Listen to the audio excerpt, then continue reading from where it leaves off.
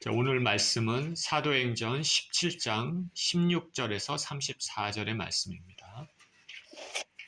사도행전 17장 16절에서 34절의 말씀입니다. 같이 읽겠습니다. 시작.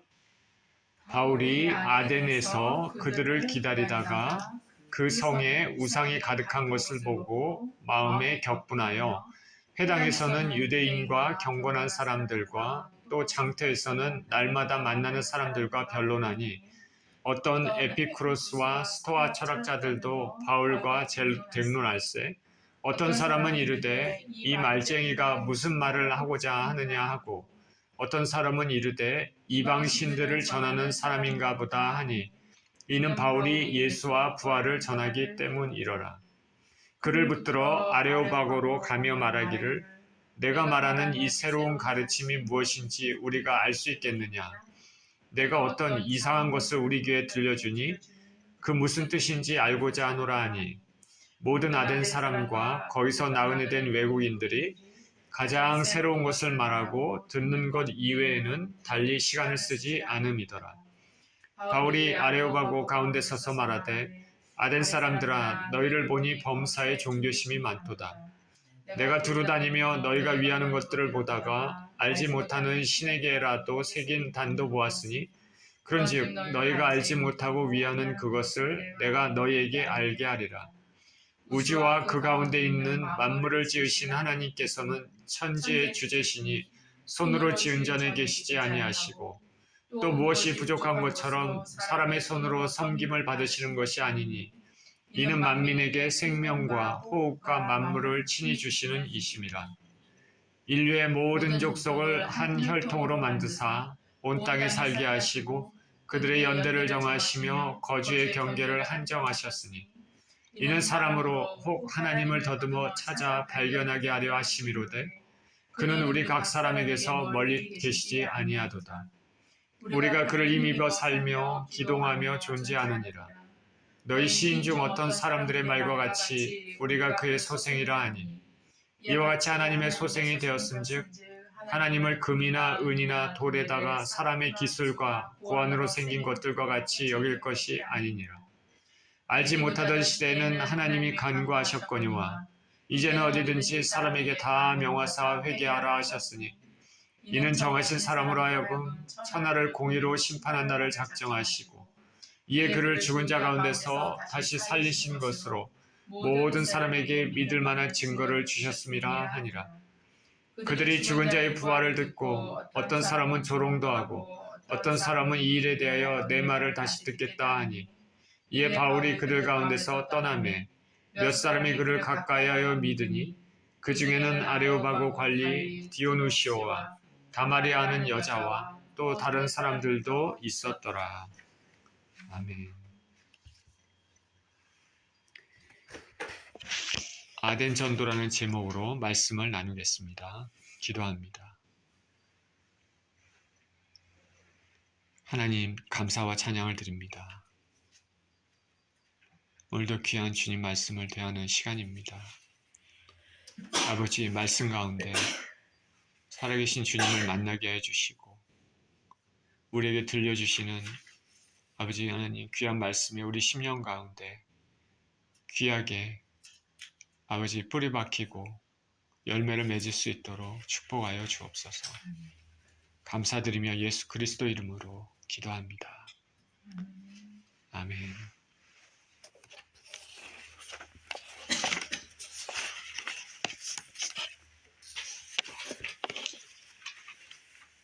사도 바울은 이방인의 사도죠. 그의 생애에 걸쳐서 성경에 보면 3번의 전도 여행을 하는 것으로 알려져 있습니다. 사실 사도 바울은 그 3번 이상으로 전도 여행을 많이 했지만 그 3번이라는 말은 본 교회, 시리아 안디옥 교회로부터 출발해서 다시 교회까지 도착하는 그런 여정을 얘기를 합니다. 3번의 전도 여행 중에 2차 전도 여행을 하면서 바울은 실라, 디모데 그리고 몇몇 동역자들과 함께 전도여행을 갔습니다. 시리아 안디옥에서 출발해서 저 위쪽 지방으로 두루 다니다가 아시아에서 복음을 전하고자 했습니다. 그런데 성령께서는 그것을 막으셨습니다.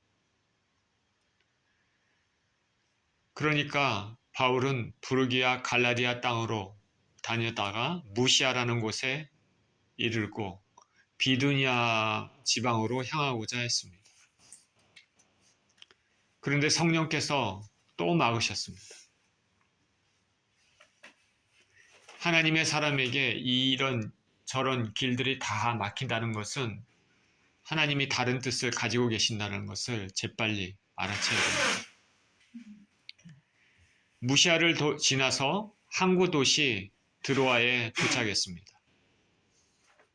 드로아는 우리 잘 아는 트로이 목마일 때 그 트로이를 뜻합니다. 드로아에 도착했습니다. 그 드로아 앞에는 바다가 있습니다. 에게해입니다.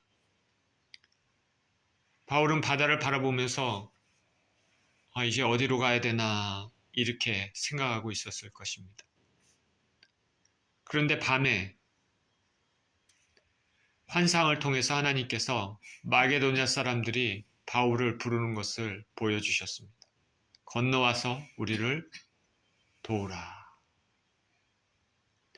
바울은 이것이 하나님의 뜻이구나 알았습니다.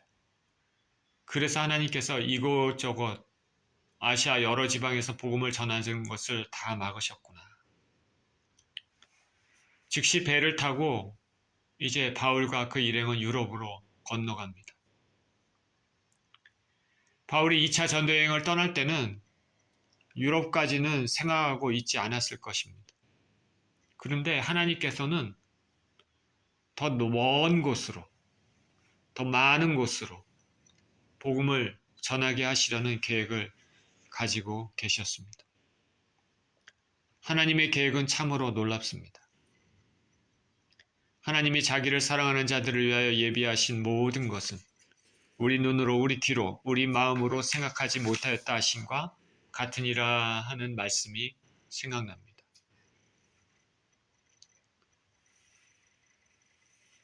저와 친분이 있는 어느 목사님이 얘기했던 그 말이 생각이 나는데, 하나님께서는 고기를 주시려고 우리를 준비하셨는데 우리는 라면만 끓여 먹고 있다. 그런 얘기를 한 적이 생각이 있습니다. 자, 하나님께서는 바울에게 큰 것을 준비하고 계셨습니다. 바울은 자기 생각대로 여기저기 복음을 전하려고 했는데 다 막히고 결국 하나님께서는 바울을 통해서 아시아 지방이 아니라 유럽으로 건너가라. 그렇게 인도하셨습니다. 그래서 바울과 그 일행은 배를 타고 유럽의 첫 지경에 도착했습니다. 빌립보 도착했습니다.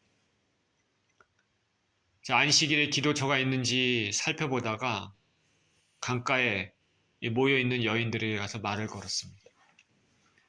얘기하다 보니까 여인들 중에 자주장사 루디아의 마음을 하나님께서 열어주셨습니다. 루디아가 바울과 그 일행을 내가 예수 믿는 자로, 당신이 나를 예수 믿는 자로 생각한다면 제발 우리 집에 와서 머물러 주십시오. 강권합니다. 놀라운 일이죠. 전혀 모르는 새로운 유럽 지역, 빌립보 지역에서 이렇게 기도처를 찾다가 한 여인의 마음의 문을 하나님께서 열어주시고 그뿐 아니라 우리 집에 와서 머물러 주십시오. 유럽의 첫 열매입니다.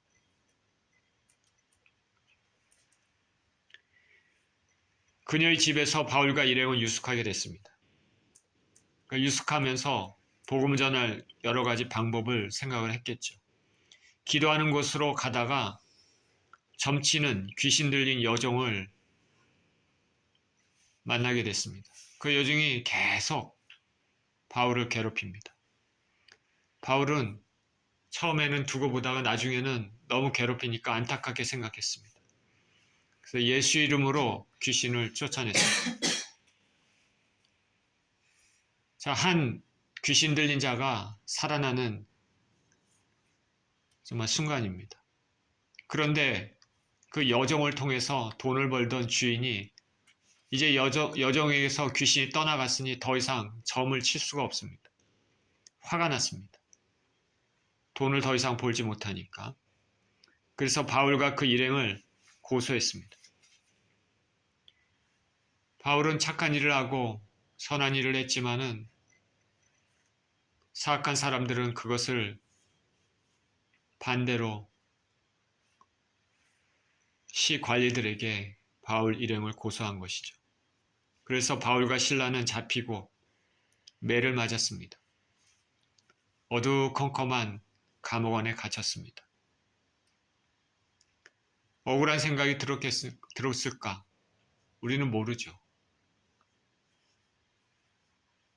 밤중에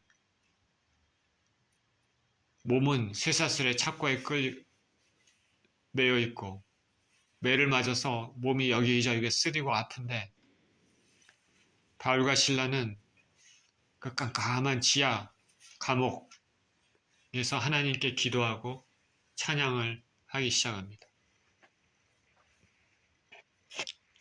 깜깜한 밤중에 어두컴컴한데 하나님께 하는 기도와 찬양 소리가 울려 퍼집니다. 그곳에 함께 갇혀있던 많은 죄수들, 그리고 죄수를 감독하고 있던 간수가 그것을 다 들었습니다. 고난 가운데 하나님께 올려드리는 찬송과 기도는 너무나 아름답습니다. 하나님의 마음을 움직일 수밖에 없는 것이죠. 옥토가 흔들렸습니다. 쇠사슬이 끊어졌습니다. 옥문이 다 열렸습니다. 간수는 죄수들이 다 도망간 줄 알았습니다. 그래서 나는 죽었다. 칼을 빼서 자결하려고 합니다. 그러나 바울이 재빨리 야, 우리가 도망가지 않았으니까 칼을 거두라 얘기합니다. 그 간수는 바울을 데리고 그 앞에 나가서 무릎을 꿇습니다. 내가 어떻게 해야 구원을 얻으리까? 바울이 얘기합니다. 주 예수를 믿으라. 그리하면 너와 내 집이 구원을 얻으리라. 하나님의 계획은 참 인간의 생각을 뛰어넘습니다. 그래서 결국에는 빌립보에 어떻게 됐습니까? 루디아와 루디아 가족들, 그리고 간수와 간수 가족들, 이런 사람들이 이제 모여서 빌립보 교회가 설립이 된 것이죠. 이런 일이 있은 후에 이제는 빌립보를 떠나 데살로니가로 향했습니다. 바울은 언제나 그랬듯이 먼저 회당에 들어가서 유대인들에게 복음을 전했습니다. 마음의 문을 연 사람도 있고 열지 않은 사람들도 있습니다. 회당에는 유대인뿐만 아니라 이방에서 하나님을 믿는 경건한 사람들도 같이 있었습니다. 사람들이 마음의 문을 열고 예수님을 믿기 영접하기 시작했습니다. 데살로니가에서도 이제 교회가 세워지기 시작했습니다. 그런데 몇몇 유대인들, 바울 일행을 시기한 이런 사람들을 선동해서 바울 일행과 이제 예수님을 막 이제 믿기 시작한 영접한 사람들을 박해하기 시작했습니다. 그래서 바울은 데살로니가를 급히 떠나야 했습니다. 우리가 데살로니가 전서, 후서를 읽어보면 알 수 있겠지만은 박해 가운데서도 믿음을 지키는 교인들에 대한 칭찬이, 바울의 칭찬이 적혀 있습니다. 그러니까 데살로니가의 그 교인들을 향한 그 박해가 어떤지 우리가 알 수 있는 것이죠. 데살로니가 시의 분위기였습니다. 이제 데살로니가를 급하게 떠나서 박해 때문에 바울과 일행은 베레아로 내려갑니다. 거기서도 복음을 전했습니다. 근데 베레아 사람들은 데살로니가 사람들처럼 그렇게 격렬하고 이렇게 그런 사람들이 아니라 신사적이었다라고 얘기합니다. 그래서 바울의 복음을 듣고 이게 정말 그런가 상고하고 그랬습니다. 베레아에서도 구원 얻은 사람들이 있겠죠. 그런데 데살로니가에서 바울과 일행을 박해했던 그 유대인들이 이제는 베레아까지 내려와 갖고 바울 일행을 또 박해를 합니다. 참 끈질기죠. 그러니까 할 수 없이 바울은 형제들을 남겨놓고 형제들의 안내를 받아서 자기는 아덴까지 다시 또 베레아에서 내려왔습니다. 실라와 디모데는 현지에 일단은 남겨놓고 바울만 먼저 이제 아덴까지 내려온 것이죠. 아덴이 뭡니까? 우리가 조지아에 사는데 아덴이라는 데 있지 않습니까? 에덴스라고 이렇게 했는데 그 아덴이죠. 아덴은 아테네죠. 우리가 잘 아는 아테네입니다. 파르테논 신전이 있고 고대 그리스 로마 신화의 중심지입니다. 문학, 철학, 과학, 수사학의 중심지가 이 아덴입니다. 그래서 바울은 아덴까지 내려왔습니다. 자, 본문 16절에 바울이 아덴에서 그들을 기다리다가 그 성에 우상이 가득한 것을 보고 마음에 격분하여 회당에서는 유대인과 경건한 사람들과 또 장터에서는 날마다 만나는 사람들과 변론하니. 바울은 아덴에 내려와서 남겨둔 실라와 디모데를 이렇게 기다렸습니다. 자, 그들이 오기까지 기다리면서 주위를 살펴봤습니다. 아덴의 도시를. 근데 아덴의 도시를 살펴봤더니 우상이 너무나 많습니다. 그리스 로마 신화의 중심지니까 어떨까요? 당연하지 않겠습니까? 그것을 보고 바울은 마음이 편안치 못했습니다. 이곳 아덴에서도 유대인 회당이 있었습니다. 회당에서 예수님 복음을 전했습니다. 그리고 장터에도 나갔습니다. 사람들이 북적북적 고이르는 것이죠. 그곳에서 나가서 사람들과 변론을 했습니다. 장터는 장사를 하는 곳이죠. 그런데 장사를 하는 사람들뿐 아니라 물건을 사러 온 사람들 플러스 한가한 사람들이 소위를 위해서 북적거리는 곳이기도 했습니다. 그 장터에서 바울은 만난 사람들에게 예수님을 전했습니다. 하나님을 전했을 것이고 예수 그리스도의 구원을 메시지를 전했을 것입니다. 18절입니다. 어떤 에피쿠로스와 스토아 철학자들도 바울과 쟁론할세 어떤 사람은 이르되 이 말쟁이가 무슨 말을 하고자 하느냐 하고 어떤 사람은 이르되 이방신들을 전하는 사람인가 보다 하니 이는 바울이 예수와 부활을 전하기 때문이로라. 그를 붙들어 아레오바고로 가며 말하기를 내가 말하는 이 새로운 가르침이 무엇인지 우리가 알 수 있겠느냐. 내가 어떤 이상한 것을 우리 귀에 들려주니 그 무슨 뜻인지 알고자 하노라 하니 모든 아덴 사람과 거기서 나그네 된 외국인들이 가장 새로운 것을 말하고 듣는 것 이외에는 달리 시간을 쓰지 않음이더라. 바울이 시장에서 사람들과 쟁론을 할 때, 복음을 전할 때 시장에서 에피쿠로스와 스토아 철학자들과도 만나서 쟁론을 했습니다. 에피쿠로스, 스토아, 이거 우리 고등학교 때, 중고등학교 때 많이 들어본 이름들이죠. 에피쿠로스는 쾌락을 인생의 목표로 삼는 그런 그룹입니다. 이들은 신들이 있다라는 것은 부인하지 않았습니다. 그렇지만은 그 신은 인간과는 아무런 관계가 없다. 그렇게 생각했습니다. 스토아 학파는 인간의 이성을 중시했습니다.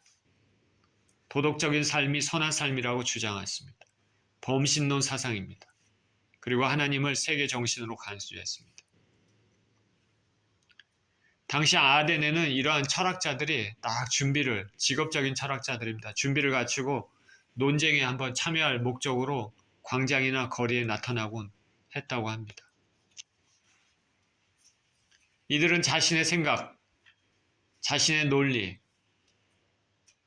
이런 것들을 전하려고 했겠지만 바울은 다릅니다. 생명의 말씀, 하나님 말씀을 전했습니다. 당연히 바울의 열정이 더 컸겠죠. 당연하지 못했을 것입니다. 바울의 이야기를 이렇게 듣더니 이들이 하는 말이 이렇습니다. 말짱이구나. 이 말짱이구나. 이방신들을 전하는 사람인가 보다 말했습니다. 말짱이라는 것, 그 헬라어 원문을 보면 이거 원뜻은 곡식을 쪼아먹는 새, 이것을 뜻합니다. 나중에는 쓰레기를 주워 모으는 사람을 가리켰고 점차 다른 사람의 사상을 얻어들어서 알지도 못하면서 자기 것인 양 도용하면서 말하는 사람을 말했습니다. 그러니까 바울을 무시한 것이죠. 조롱과 멸시의 의미를 가지고 있습니다. 이 말장이가 이렇게 얘기하는 거죠. 무슨 말을 하고자 하느냐. 바울을 사기꾼, 떠벌이 같은 인물로 봤습니다. 또한 아덴에는 수많은 이방 신들이 숭배되었고 그 신들을 전하는 사람들이 많았기 때문에 예수 그리스도를 얘기하니까 바울을 새로운 신들을 전하는 사람으로 생각했습니다.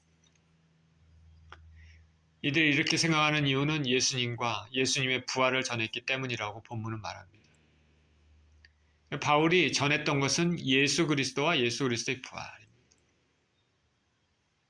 들어보지 못했으니까 이들에게는 뜬금없는 얘기로 들렸습니다. 뭐 이런 희한한 얘기가 있지.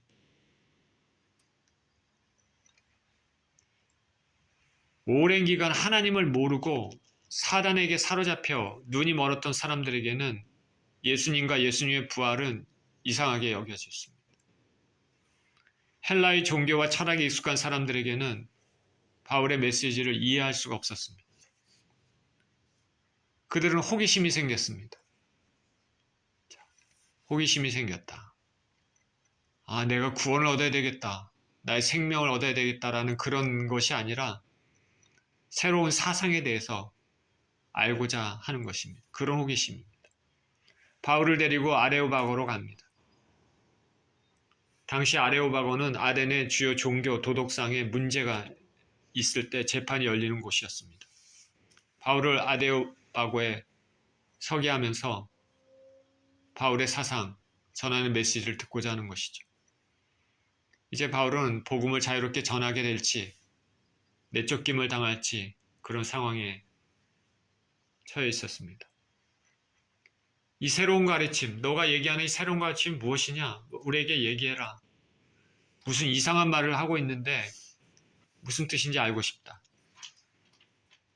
예수 그리스도에 대해서 한 번도 들어보지 못한 사람들이죠. 철학과 문학을 하면서 세상의 지식은 꽉 차 있습니다. 머리 가운데.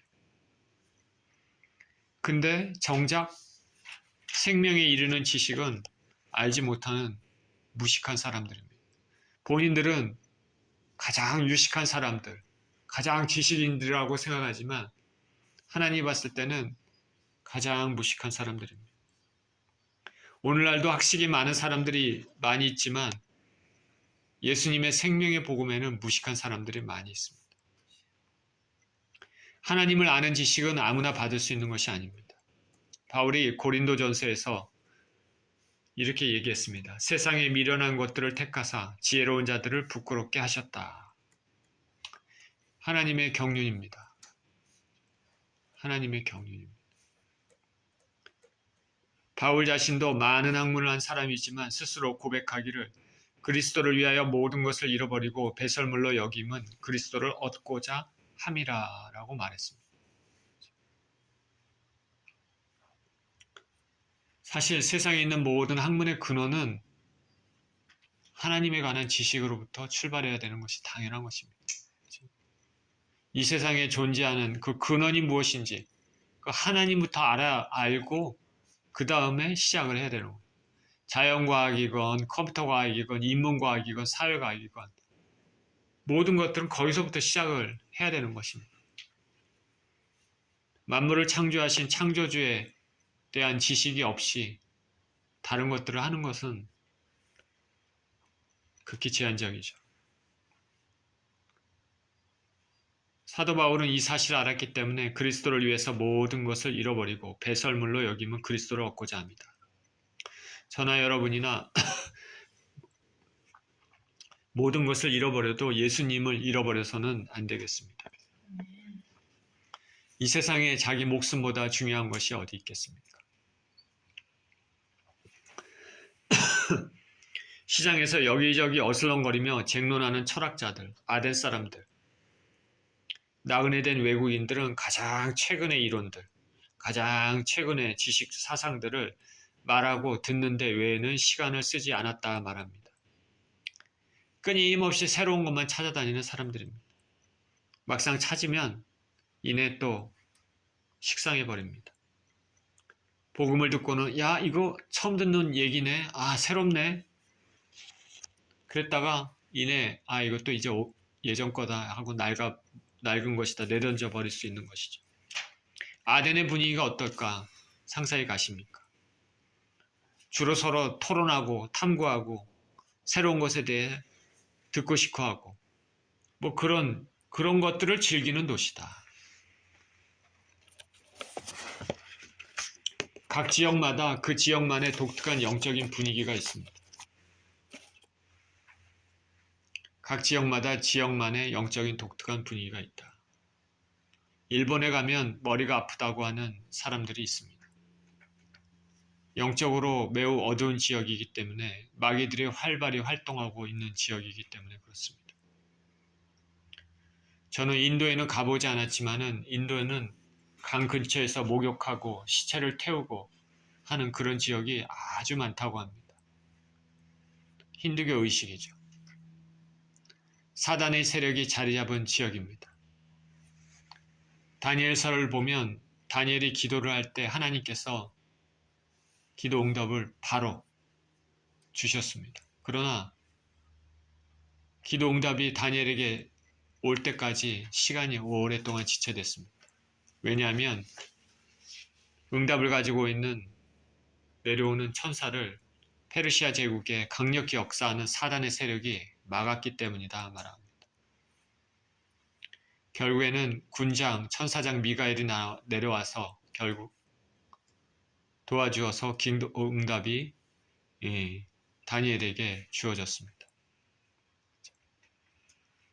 우리는 알 수 없지만 보이지 않는 세계이지만은 그런 영적 세계가 있다는 것입니다. 지금도 공중에 권세 잡은 마귀와 그 세력들이 공중에서 활동하고 있습니다. 여러분이 사시고 계시는 지역은 어떻습니까? 여러분 가정은 어떻습니까? 그러니 항상 기도하고 찬송하고 그 주변 지역을 위해서 기도하시기를 축원드립니다. 주변 지역을 위해서 기도하시기를 축원드립니다. 각 지역마다 역사하는 악한 영들이 있겠죠. 어느 지역에서는 특별히 더 강한 영이 있을 거고. 우리 가정과 우리 주변이 하나님께서 역사하시는 거룩한 지역이 되기를 축원드립니다. 개인적인 얘기지만 저와 제 아내가 기도할 때 저희 아내가 저희 집 거실에 흰 옷을 입은 장대 같은 몸을 가진 천사가 엄청난 긴 칼을 가지고 서 있는 것을 본 적이 있습니다. 저와 여러분의 가정이 그리스도의 피로 적셔진 가정이 되기를 축원드립니다.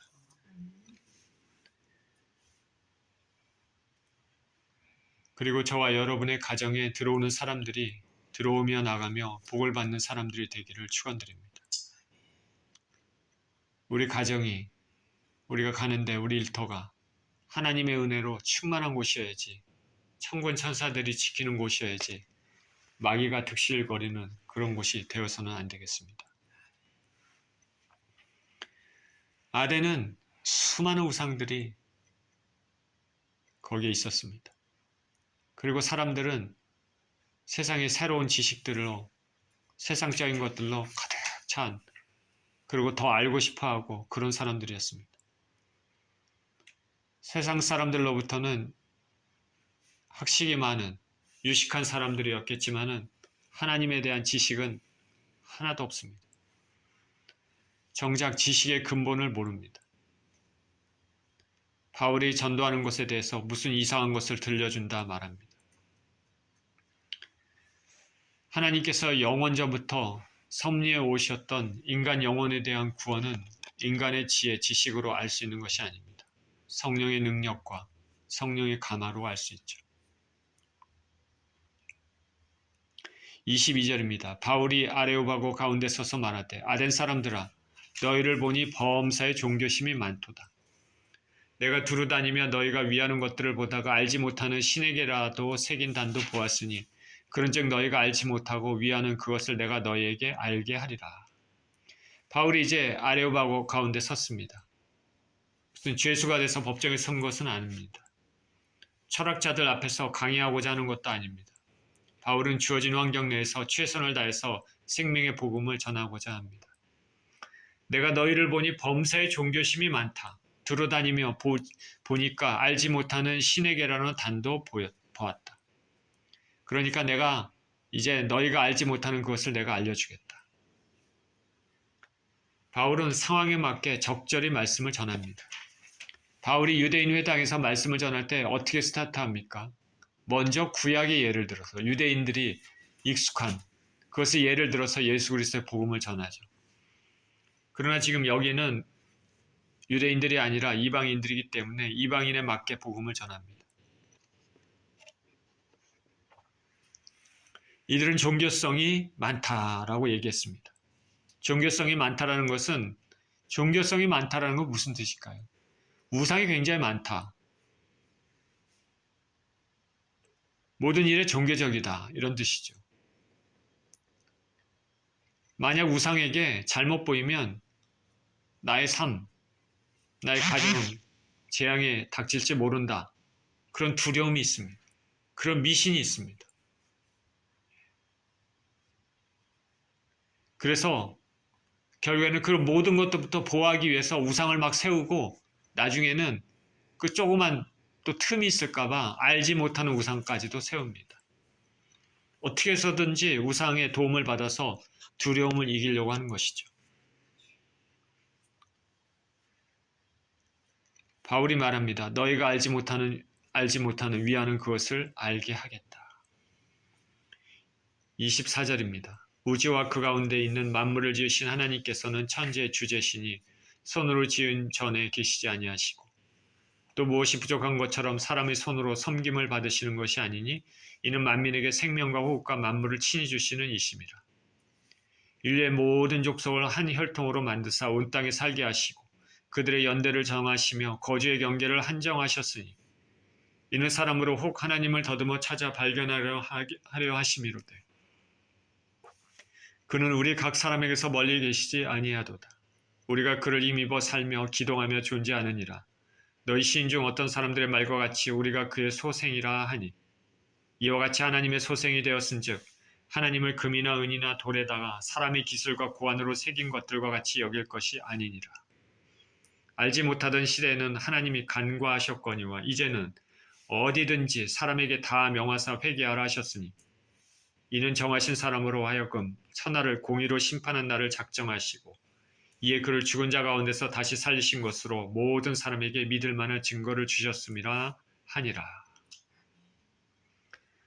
자, 바울은 설교를 하는 것이죠. 메시지를 전합니다. 하나님에 대해서 증거합니다. 바울의 메시지는 하나님과 하나님의 창조, 일반 계시로 시작해서 심판자 예수 그리스도로 끝맺습니다. 이방인들에게 전한 하나님 메시지. 하나님, 창조. 그리고 마지막에는 심판자 예수 그리스도입니다.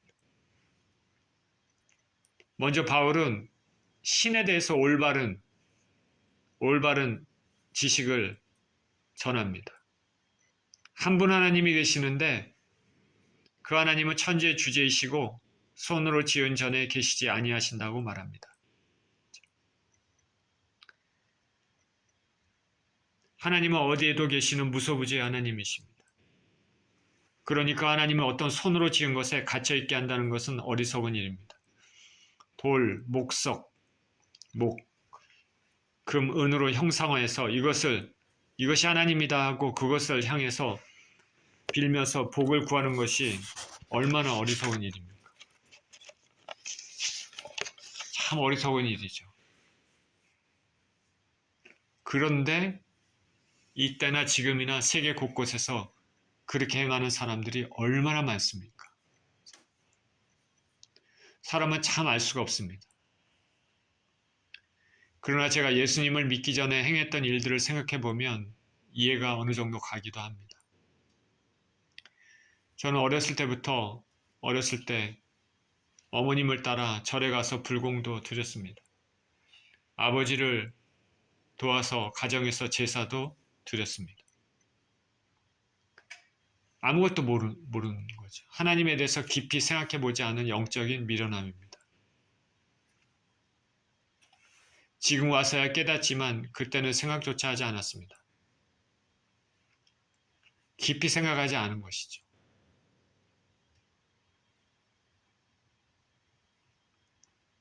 그런 저를 꺼내주시고 예수님을 믿게 해주신 하나님은 참으로 놀라우신 분입니다. 예수님의 복음이 저와 우리 부모님, 형제, 자매에게 알려진 것은 전적으로 하나님의 은혜입니다. 평생 영원토록 감사할 제목입니다. 하나님은 천지의 주제이십니다. 온 우주의 주관자 되시는 분이십니다.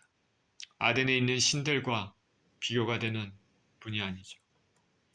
그러니까 하나님이 무엇이 부족한 것처럼 사람의 손으로 섬김을 받으시는 분이 아니다. 오히려 하나님께서는 인생들에게 생명과 호흡, 만물을 친히 주시는 분이라는 것이죠. 아덴 사람들은 신들을 기쁘게 하기 위해서 희생제사도 드리고 음식도 갖다 놓고 신상을 좋은 곳에 안치하기도 했습니다.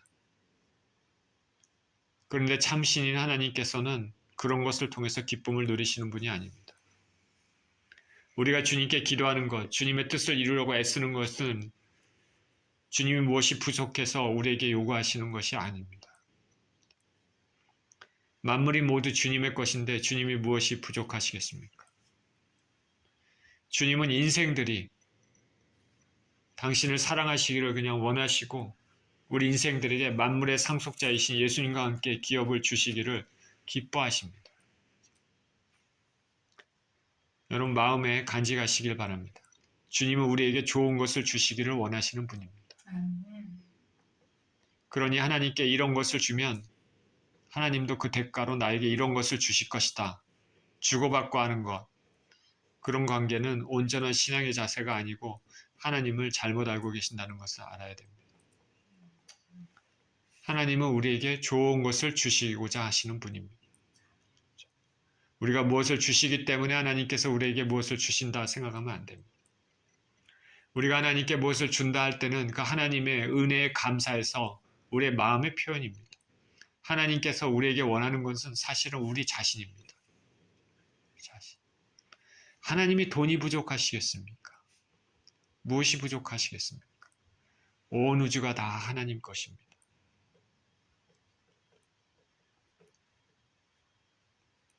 자녀가 있고 부모가 있다면 부모가 자녀에게 원하는 것이 무엇일까? 생각해 보시길 바랍니다.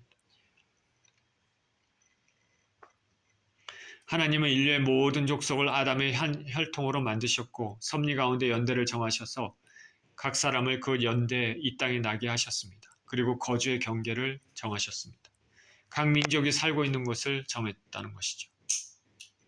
어느 정도 다른 곳으로 이주는 할 수 있겠지만 하나님께서는 각 민족들의 거주의 경계를 정하셨다는 것이죠. 저와 여러분이 1900년대 태어난 것, 그리고 한국에서 태어난 것, 모든 것이 하나님의 섭리입니다. 아까 기도를 했지만은 우크라이나 러시아 전쟁에서 죽어가는 북한 병사들 보면서 마음이 안타깝죠. 북한의 김정은 정권에서 태어나서 고생하다가 저 멀리 남의 나라 전쟁터에서 죽어가는 것을 보면 얼마나 안타깝습니까? 그들이 예수님에 대해서 알까? 우리는 또한 저 중동의 이슬람 문화권에서 태어나지 않은 것도 감사해야 됩니다. 그런 곳에서 태어나면 예수님을 접할 기회가 적기 때문입니다. 우리가 믿음의 가정에서 태어났다면 남들보다 한층 더 좋은 기회가 주어졌다는 것을 알아야 합니다. 범사에 하나님께 감사하는 그런 인생을 사시기를 축원드립니다. 아멘.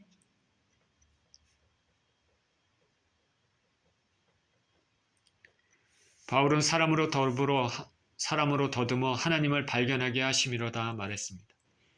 하나님은 자연세계를 통해 자신을 보여주시고 인간의 마음속 양심을 통해 인생들에게 하나님이 계시다는 것을 계시해 주셨습니다. 그리고 그 하나님은 우리에게서 멀리 떠나 계신 분이 아니라 말합니다. 각 사람이 하나님께 나오는 방법은 다 다양하지만 어떤 사람은 교회 종소를 듣고 예배당을 찾았다가 하나님 만났다고 합니다. 어떤 사람은 고통 가운데 있다가 하나님을 만나기도 합니다. 하나님은 아주 가까이 계십니다. 하나님은 저와 여러분 심령 안에 계시기 때문에 그렇습니다. 우리가 하나님을 찾기 위해 멀리 갈 필요는 없습니다. 우리를 항상 지켜보고 계시고 가까이 계시는 하나님을 찬양합니다. 여기 다시 바울은 강조합니다. 너희 어떤 시인이 말하기를 우리가 그의 소생이라고 했으니 그러면 하나님의 소생이면 하나님을 금이나 은 같은 돌 같은 것으로 만들어 숭배하는 것은 말이 맞지 않는다 말합니다. 바울이 너희 어떤 시인이 말하기를 했는데 여기 그의 소생이라는 말은 길리기아 시인 아라투스라는 시인이 있었다고 합니다. 페노메나라는 것에 나온다고 하는데 그리고 이와 유사한 표현이 다른 곳에도 등장한다고 합니다. 바울은 효과적으로 복음을 전할 수 있도록 자신이 배웠던 지식도 이용하고 있습니다. 모든 목적은 예수 그리스도의 복음을 전하기 위해서입니다. 내가 가지고 있는 지식, 재물, 환경, 예수님의 영광을 위해 쓰일 수 있는 좋은 도구가 될 것입니다. 바울은 알지 못하는 시대에는 하나님이 간구하셨지만 이제는 예수님을 보내심으로 말미암아 명확하게 산자와 죽은 자의 심판자로 알리셨으니까 죄를 회개하고 예수님 앞으로 나와야 된다고 말합니다.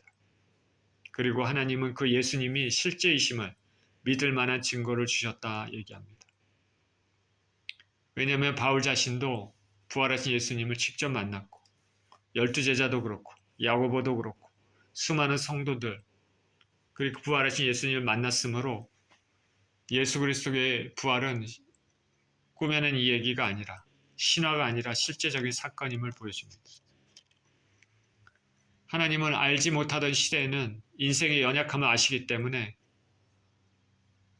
자연을 통해서 그리고 인간의 양심을 통해서 하나님 자신을 보여주셨습니다. 계시하셨습니다. 그런데 이제는 상황이 달라졌습니다. 예수님을 보내셨기 때문에 예수님이 이 세상의 죄를 대속하셨고 그 복음의 메시지가 온 세상에 울려 퍼지고 있기 때문에 예수님 앞에 나와 회개하고 예수님의 대속의 은혜를 받아들여야 됩니다. 이제 상황이 틀려졌습니다. 알지 못하던 시대에는 하나님이 간구하셨지만 이제는 예수님 앞에 나와야 되는 것입니다. 그 예수님은 천하를 공의로 심판하시는 심판장이십니다.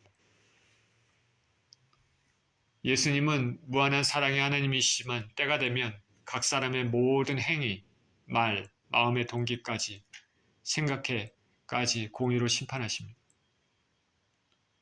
우리가 언젠가 이 땅을 떠날 때 하나님 앞에 설 때 우리의 삶에 대해서 짚고야 될 것입니다. 죄의 문제를 예수 그리스도의 피로 해결받았는지 아닌지 그것을 통해서 영생과 영벌의 길로 갈라집니다. 그리고 영생의 길에서도 각자가 집으로 세웠는지 나무로 세웠는지 돌로 금으로 세웠는지 하나님 앞에 세운 공에 따라 영광의 정도가 다 다른 것이 될 것입니다. 부디 저와 여러분들이 예수 그리스도를 통해 영생의 길로 들어서기를 간절히 소원합니다. 그리고 저와 여러분의 가족들도 영생의 길로 그리고 아는 사람들도 아끼는 사람들도 예수님 믿어 영생의 길로 들어서기를 소원합니다. 뿐만 아니라 이 땅에서 주님께 드리는 헌신이 내 자신의 영광이 아니라 진정 주님의 영광을 위해서 쓰여서 우리가 구원을 얻더라도 불 속에서 간신히 구원을 얻는 것이 아니라 우리의 헌신이 불에 타지 않고 남아있는 모습으로 귀한 영광의 상급으로 남아있기를 원합니다. 바울의 설교는 여기서 끝을 맺었습니다. 듣든지 아니 듣든지 바울은 자신이 할 일을 했습니다.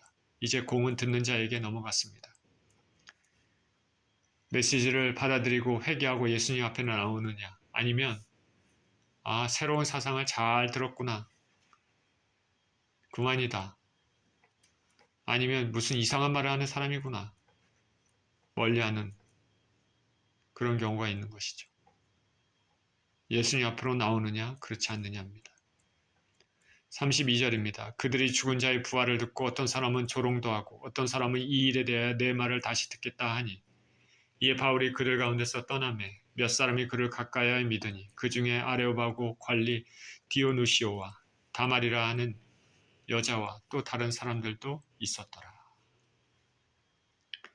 바울의 메시지를 듣고 어떤 사람들은 조롱을 했습니다. 특히 죽은 자의 부활의 메시지가 그들을 받아들이기가 어려웠습니다. 아덴 사람들은, 철학자들은 인간의 영혼은 영원하다고 믿었지만 몸은 부활한다, 이런 생각은 하지 않았습니다. 인간의 영혼은 영원하다. 그러나 몸이 부활하는 건 아니다. 반은 맞고 반은 틀립니다. 오랜 기간에 고착된 이들의 사상, 몸이 무슨 부활하느냐, 말도 안 되는 소리, 배척하는 것이죠. 마음 가운데 오랫동안 가지고 있던 견고한 진은 쉽사리 깨지지 않습니다. 자신이 자라오면서 배워왔던, 생각했던 환경과 다른 사상을 쉽게 받아들이기가 사실 어렵습니다. 이슬람권에서 자라난 사람들이 예수 그리스도의 복음을 전하면 쉽게 받아들이기가 참 힘들죠. 그렇다면 누가 구원을 얻을 수 있을까? 하나님이 하시면 하실 수 있다라는 것이죠. 하나님은 하신다는 것이죠. 그러니 구원은 전적으로 하나님 은혜이다. 이렇게 배척하는, 바울의 메시지에 배척하는 사람들도 있었지만 어떤 사람들은 이 일에 대해서 바울의 말을 다시 듣겠다고 합니다. 사실 이곳 에덴에서의 바울의 전도는 큰 열매를 맺히지는 못했습니다. 그런데 몇 사람을 얻었습니다. 그 중에 아레오바고 관리 디오누시오, 그리고 다말이라 하는 여자, 그리고 몇 사람들입니다. 이들은 복받은 사람들이죠. 이런 환경에서도 예수 그리스도 앞에 마음의 문을 열고 나왔다는 것은 참으로 복받은 사람입니다. 성령께서 이들의 마음의 문을 열어주셨습니다. 이렇게 해서 작지만 아덴 교회가 설립됐습니다. 오늘 말씀을 통해서 무엇을 느낍니까? 예수님을 믿게 되는 것은 전적으로 하나님의 은혜임을 깨닫습니까? 오랜 기간에 고착되어 왔던 자신의 생각, 사상, 전통까지 깨어지지 않으면 복음 받아들이기가 쉽지 않습니다. 오늘 대부분의 아덴 사람들은 받아들이지 않았습니다. 그들에게는 복음이 그냥 단순히 지적인 호기심입니다. 많은 신들이 그들에게 있었지만은 자신의 존재의 시작과 인생의 의미도 알지 못하는 오만하고 무지한 우상 숭배자들에 불과합니다. 그러나 어떤 사람들은 적은 무리지만 복음을 받아들였습니다. 하나님의 은혜입니다. 저와 여러분들이 예수 그리스도를 믿게 되었다면 전적으로 하나님의 은혜입니다. 이 예수님께서는 장차 산자와 죽은 자를 심판하실 것입니다. 우리에게 생명의 길로 인도해 주신 우리 하나님께 감사하시며 이 땅을 예수님을 꼭 붙잡고 의지하며 사시는 저와 여러분 모두 되시기를 예수 그리스도 이름으로 축원드립니다. 기도하겠습니다. 하나님 아버지, 오늘 본문을 통해서 우리가 예수님을 믿게 된 것이 얼마나 큰 은혜인지 다시 생각해 보게 됩니다.